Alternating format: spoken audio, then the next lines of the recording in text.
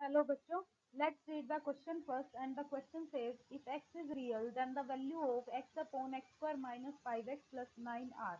Option A is minus 1 to minus 1 by 11. Option B is minus 1 by 11 to 1. Option C is 1 by 11 to 1 and option D is none of these. तो सबसे पहले हम इसका की concept लिखते हैं। हमारे पास जब भी कोई क्वाड्रेटिक इक्वेशन हो, सपोज हमारे पास है a x square plus b x plus c is equal to 0, तो इसके हमारे पास जो रूट्स आते हैं वो हमारे रियल होंगे या डिस्टिंक्ट होंगे या सेम होंगे, वो किस पे डिपेंड करता है। तो इफ रूट्स आर रियल तो उस केस में जो हमारी डिस्क्रिमिनेंट की वैल्यू होती है वो ग्रेटर देन 0 होती है। रियल के भी आगे फर्दर टू कंडीशंस निकल के आती हैं। अगर आपके रियल एंड सेम है तो डिस्क्रिमिनेंट 0 होता है। अगर आपके रियल एंड डिस्टिंक्ट है तो उस केस में आपका डिस्क्रिमिनेंट ग्रेटर देन 0 होता है। ठीक है, तो इसका मतलब आपके पास अगर रूट्स रियल आते हैं तो उस केस में डिस्क्रिमिनेंट की value greater than equal to 0 हो सकती है। ये आपकी रियल की केस में इक्वल टू 0 होगी तो रियल एंड सेम होंगे, एंड ग्रेटर देन 0 होंगी तो डिस्टिंक्ट होंगे। अब फर्दर हम इसके सोल्यूशन पे चलते हैं। हमारे पास इक्वेशन क्या गिवन है, x upon x square minus 5x plus 9, right. ये आपके पास गिवन वैल्यू है।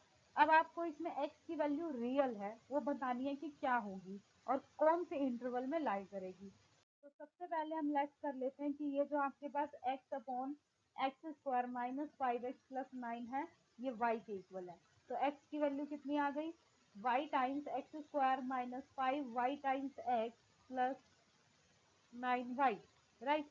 तो अब ये इक्वेशन बन गई है y x square minus 5y(x) plus 9y is equal to x. X को उठा के आप लेफ्ट हैंड साइड में लेके आएंगे तो y x square minus 1 plus 5y हो जाएगा, x plus 9y is equal to 0। तो ये इक्वेशन हमारी क्वाड्रेटिक इक्वेशन बन गई है। तो फॉर दिस क्वाड्रेटिक इक्वेशन, ये हमारी क्वाड्रेटिक है, एक्स स्क्वायर की फॉर्म में दिख रही है आपको, इसलिए ये एक्स में क्वाड्रेटिक इक्वेशन है। So for this quadratic equation we have real roots, हमारे इसमें रियल रूट्स हैं। तो अगर ये रियल रूट्स हैं तो इसका मतलब इसमें डिस्क्रिमिनेंट की वैल्यू आपकी ग्रेटर देन इक्वल टू 0 होगी। तो discriminant must be greater than equal to 0, मतलब b square minus 4ac according to standard equation ये आपका ग्रेटर देन इक्वल टू 0 होगा। तो बी की वैल्यू आपके पास क्या है, माइनस 1 प्लस 5y, ए की वैल्यू आपके पास है y और सी की वैल्यू आपके पास 9y।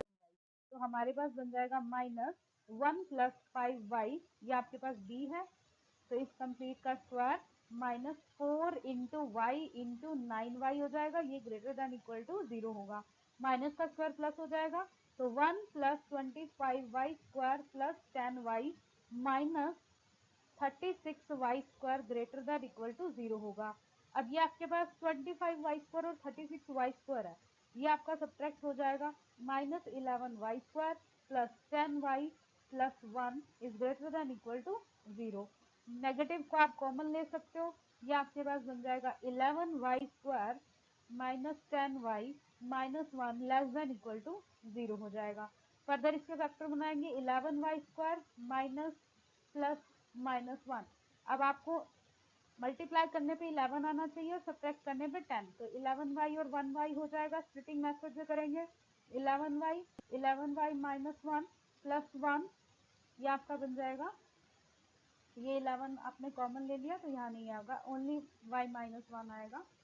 y माइनस 1 आपका कॉमन आ गया और दूसरा फैक्टर आपके पास आ गया 11y प्लस 1, ये दोनों फैक्टर आपके लेस देन इक्वल टू 0 होंगे। तो मतलब आपके पास आ गया 11y प्लस 1 और दूसरा आया y minus 1 should be less than equal to 0।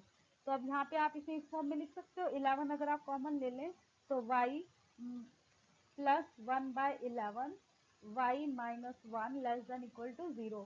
तो y plus 1 by 11 into y minus 1 आपका लेस देन इक्वल टू 0 है। तो अगर आपको यहाँ पर दो का प्रोडक्ट 0 के इक्वल दिया हुआ है तो या तो आपके पास, या फिर हम इसमें वेवी कर्व मेथड भी अप्लाई कर सकते हैं। वेवी कर्व मेथड से ये और सिंप्लीफाई हो जाएगा। तो वेवी कर्व मेथड में आपको क्या करना होता है, आपको रियल लाइन पे सबसे पहले यहाँ से रूट्स निकाल के लिखने होते हैं। तो रूट्स हमारे पास आ रहा है, एक तो 1 आ रहा है और दूसरा आ रहा है -1/11। उसके बाद आपको वेव्स की फॉर्म में कर्व बनाना होता है। ये आपने कर्व बनाया, उसके बाद आप यहाँ से पॉजिटिव से स्टार्ट करते हैं, पॉजिटिव नेगेटिव पॉजिटिव लीनियर की फॉर्म में। जब ये आपके पास दोनों फैक्टर लीनियर हैं तो आपको डायरेक्ट पॉजिटिव नेगेटिव पॉजिटिव करना है। अब आपको ये देखना है कि ये दोनों फैक्टर का प्रोडक्ट नेगेटिव और इक्वल टू 0 किस केस में है। नेगेटिव आपका यहाँ से लेकर यहाँ तक बन रहा है, मतलब कि -1/11 टू 1 तक, और क्योंकि इक्वल टू 0 भी है तो इसलिए आप इसमें क्लोज ब्रैकेट लगाओगे। तो -1/11 से 1 इस ब्रैकेट के अंदर, इस इंटरवल के अंदर आपका ये कंप्लीट फंक्शन रियल दे रहा है, रियल वैल्यू दे रहा है, मतलब x की वैल्यू रियल हो रही है। तो ये आपका बनेगा option number B. So option number B is the correct option. I hope you understood well. Best of luck. Thank you.